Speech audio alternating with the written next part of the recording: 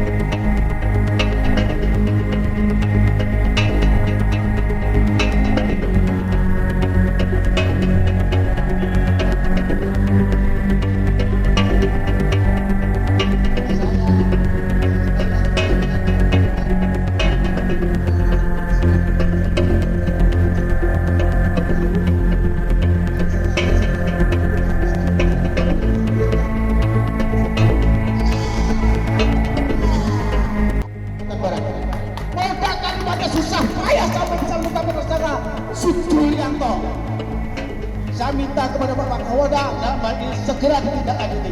Sujuyanto jangan bersingkat-singkat. Dia senang-senang Pak dikawal di Jakarta, di mewah di sana. Sujuyanto ini pemain paling banyak masuk ke Kabupaten Wilayah Pertanahan Pak. Susah payah Kalimantan Barat sampai bisa menetapkan Suju. Kalau tadi tanah ini bukan milik ibu ini nanti tentu negara tidak akan mengganti rugi. Komunitas lain, apakah ada di kaitan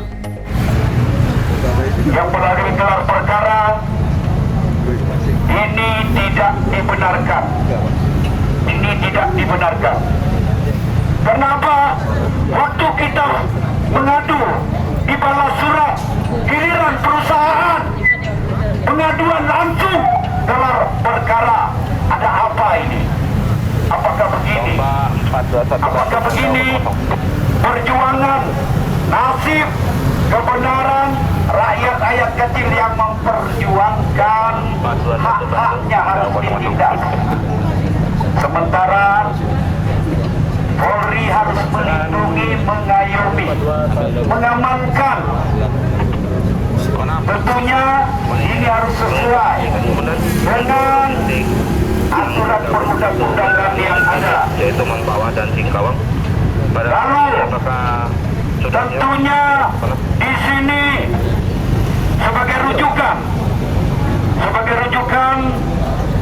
sebagian tanah Ibu Lili Santi sudah diganti rugi oleh negara untuk proyek jalan tol Kapuas. Harus mengadu kemana pada saat ini? Jadi tersangka sudah bisa ditetapkan. Dan kami mohon, kami harapkan agar tersangka ini harus ditahan, agar tidak jadi polemik lagi di masyarakat, agar nama baik konstitusi Polri masih tetap jaya dan aman, agar konstitusi Polri tetap jaya dan aman, khusus di Kalimantan Barat, karena kami adalah warga Kalimantan Barat. Jangan berlengkap Pak, di Jakarta dia enak Pak, bisa membatalkan jadi kakak proyek menjadi apa negara Pak? Jalan jelas sudah jadi, jalan dibayar oleh pemerintah, ganti ruginya ada. Ditimpa dengan hak bagian yang tidak ada identitasnya, tanah diambil oleh bumi raya. Kok jadi apa Julianto sebagai BBM? Saya minta Bapak tangkap Julianto Pak, tangkap si Julianto. Saya kembalikan kepada Pak Sati selaku korban mafia tanah. Silakan. Terima kasih atas dukungannya untuk saya mencari keadilan dan perlindungan hukum. Hari ini kita berkumpul di Polda Kalimantan Barat untuk memberikan dukungan kepada Bapak Kapolda kita dalam memberantas mafia tanah. Karena dalam sejarah di Kalimantan Barat belum pernah ada tersangka mafia tanah yang melibatkan perusahaan besar yang punya akses kekuasaan dan akses ekonomi. Akan tetapi mafia tanah PT Bumi Indah Raya berusaha menggagalkan usaha Polda Kalimantan Barat memberantas mafia tanah. Padahal memberantas mafia tanah sudah menjadi atensi Bapak Presiden dan Bapak Kapolri, dan pasti akan menjadi atensi Bapak Presiden yang akan datang. Ketika saya dan pengacara saya diundang gelar perkara di Biro Wasidik Mabes Polri yang diminta PT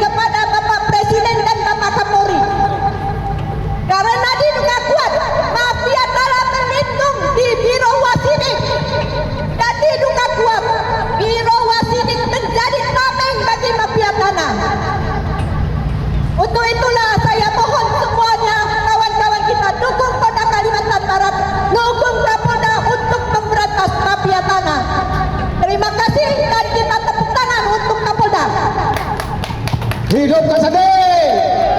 Rakyat kecil tidak bisa dilindungi, rakyat-rakyat kecil tidak bisa dibuktikan kebenarannya.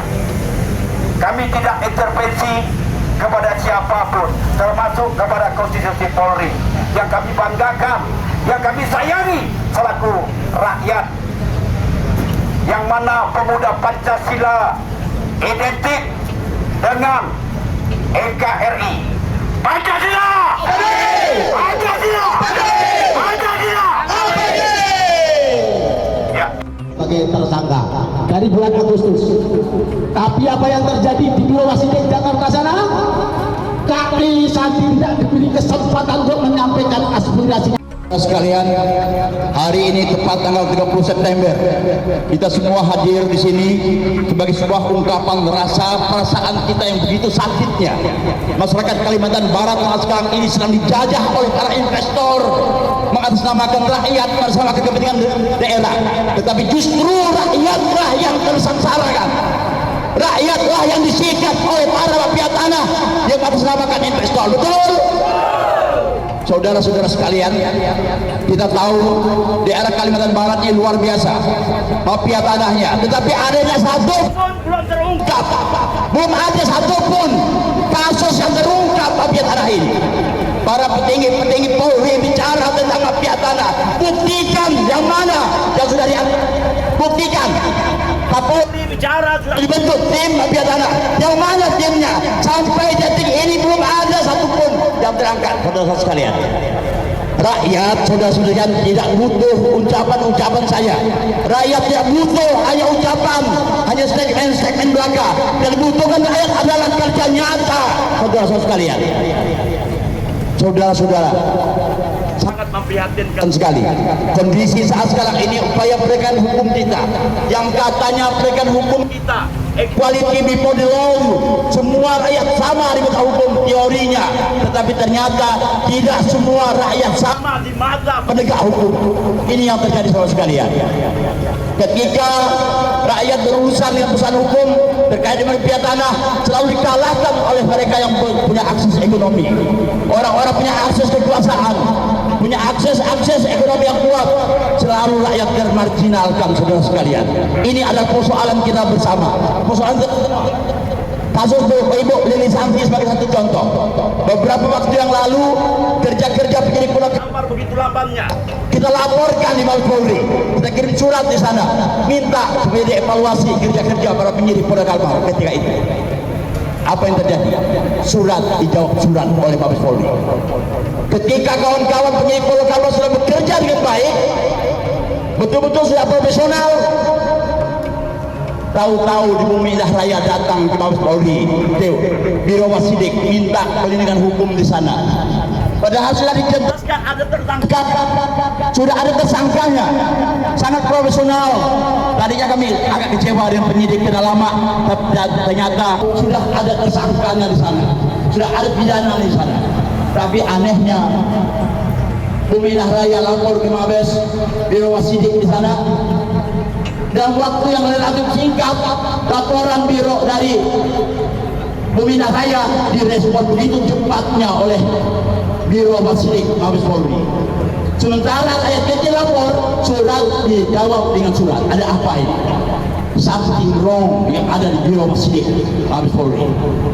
Oleh sebab itu kami minta tolong kawan-kawan, tolong viralkan, tolong Bapak Kapolri evaluasi kerja-kerja Biro Wasidik Mabes Polri. Ini sudah luar biasa. Ketika gelar perkara di Mabes Polri, kelihatan betul ada keberpihakan. Yang sangat anehnya, Biro Wasidik Mabes Polri yang harusnya orang yang mengerti hukum tidak mengerti apa itu petuahan, tidak mengerti apa itu hukum pidana. Luar biasa. Kalau penegak hukum dan tidak mengerti hukum, apa yang mau ditegakkan saudara sekalian? Oleh sebab itu, terus terang jujur kami katakan sangat kecewa betul dengan kerja-kerja Biro Wasidik. Dan Biro Wasidik tidak punya kewenangan untuk menganulir, tidak punya kewenangan menganulir hasil kerja-kerja penyidik Polda Kalbar. Tidak punya kewenangan itu. Gelar perkara tidak bermaksud untuk mengevaluasi, tidak bermaksud untuk menganulir, itu tidak. Tapi hanya bagaimana sistemnya saja yang dilakukan, mekanismenya di dalam penyidikan. saudara-saudara sekalian berbahagia. Tapi ternyata ya kita yakin bahwa dari Mabes Polri, Kapolri-nya kita berharap masih konsisten dalam penegakan hukum ini, dan fakta-fakta jelas apa yang dilakukan oleh Bumi Indah Raya ini adalah mafia tanah yang luar biasa. Sertifikat mereka, sertifikat 643, sertifikat HPK 3 itu adalah sertifikat yang gugur demi hukum. Jelas-jelas ada pemalsuan yang luar biasa di sana, saudara sekalian. Dan apa yang lakukan, kami ucap terima kasih kepada penyidik Polda Kalbar yang luar biasa sudah menetapkan tersangka.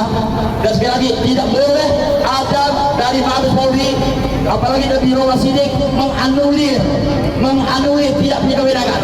Yang hanya boleh ada hanya satu saja, ketika orang yang tidak yakin dengan itu tadi, maka adalah peradilan. Hanya itu yang bisa dilakukan, bukan dengan adanya Biro Wasidik bisa menganulir putusan Polda. Kami minta sekalian penyidik Polda Kalbar harus bisa untuk terus konsisten, betul-betul konsisten dengan hukum ini, tidak terpengaruh dengan apa yang disarankan oleh Biro Wasidik. Saudara sekalian berbahagia, ini adalah masalah kita, masalah rakyat di Kalimantan Barat. Masih banyak persoalan lain di Kalbar ini belum terungkap. Banyak sekali mafia tanah yang belum terungkap. Nah, ini baru satu Ibu Doli Santi, kasus Bumi Raya ini, dan banyak hal-hal yang lain. Dan kami minta proses hukum itu berlanjut, dan yang sudah tetap tersangka segera diproses sesuai dengan ketentuan yang berlaku. Saudara-saudara sekalian, kami yakin bahwa kita semua masyarakat Kalimantan Barat akan kompak, dan mohon maaf bapak-bapak semuanya, kami pastikan kalau ini tidak tuntas 2.000 masa akan kami turunkan nanti. Kami diminta oleh kawan-kawan Mabes dari kawan-kawan Polri supaya menurunkan jumlah sedikit. Oke, kita mengalah. Untuk kali ini kita mengalah. Ketika ini tidak masalah lagi, 2.000 akan turunkan. Supaya kita pastikan bahwa rakyat Kalimantan Barat akan bersatu melawan mafia tanah ini. Ini adalah masalah kita semua. Ini masalah kemanusiaan, saudara sekalian. Betul, saudara? Ya, ini tanggal 30 September. Besok hari kebangkitan, hari kesaktian Pancasila. Artinya apa? Rasa keadilan harus selalu ditegakkan. Setuju? Saudara-saudara pemuda Pancasila siap untuk mengawal keadilan? Ya, itu tugas kita semua. Tugas seluruh. Saya selaku penjaga tanah Kalimantan ini, begitu ada penjelasan hasil dari Biro Wasidik Jakarta, merasa tidak aman, makanya saya keluar di sini. Tadi saya menurunkan anggota saya 86 lah. Itu terdiri dari Sri Kandi sama Kopi saja yang satpamnya tidak boleh sama. Terus pengawalan ini Bang, sampai pengawalan ini apakah nanti akan terus dikawal atau seperti apa? Terus makanya saya tadi dalam mediasi di Polda tadi saya sampaikan segera mendapat kepastian hukum atas nama Sujiyanto sebagai tersangka. Apabila tidak, saya akan menurunkan masa yang lebih banyak lagi. Saya akan satma yang ada di Kalimantan Barat dan seluruh MPC yang ada di Kalimantan Barat sampai ke MPW untuk menyerahkan kembali ke Polda Kalimantan Barat. Tujuan kami ke Polda hari ini itu adalah untuk memberi apresiasi kepada Bapak Kapolda Kalimantan Barat supaya tegak lurus memberantas mafia tanah.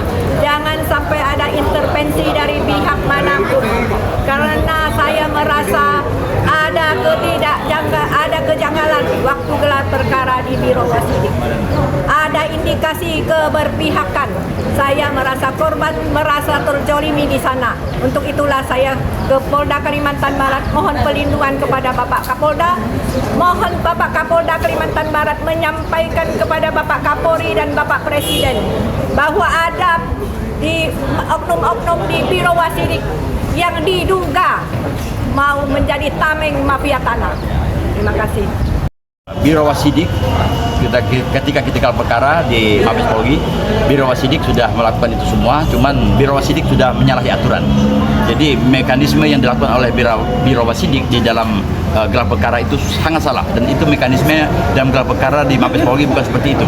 Saya tidak ngerti mereka ini paham tidak mekanismenya, sebab tidak bisa bicara tentang detail persoalannya kasus per kasus A, B, C dan sebagainya, karena mereka tidak memahami jalan sebenarnya.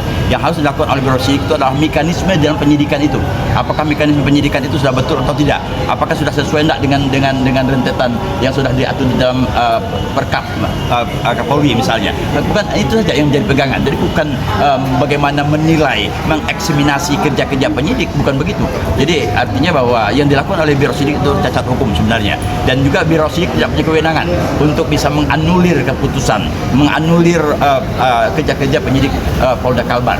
Jadi penyidik Polda Kalbar ini sudah benar jalan ceritanya, dan mekanisme ini fakta-fakta hukum, fakta-fakta yuridis maupun fakta-fakta fisik itu sudah ke lapangan, sudah melihat bahwa memang ada sesuatu yang salah di sana, dan itu sudah dilakukan langkah yang sudah tepat oleh Polda Kalbar untuk sudah menetapkan tersangka, dan kita berharap ini segera untuk ditindaklanjuti lebih lanjut lagi, ya kan, sesuai dengan mekanisme hukum yang berlaku. Sekali lagi saya katakan, Biro Wasidik tidak punya kewenangan untuk bisa menganulir itu, ya kan. Tidak boleh satu pun yang bisa menganulir kerja-kerja para penyidik yang ada, ya kan. Kalau enggak, ya udahlah, nggak usah pakai Polda Kalbar, langsung aja orang Mabes saja turun ke sini, ya kan, kalau nggak percaya dengan kerja-kerja kawan-kawan yang ada di Polda ini. Jadi sebenarnya semua sudah profesional. Sekali lagi, kalau misalnya Biro Sidik melakukan itu, menganulir itu atau mengintimidasi penyidik di sini, maka kami akan melakukan langkah-langkah hukum maupun langkah-langah yang lain.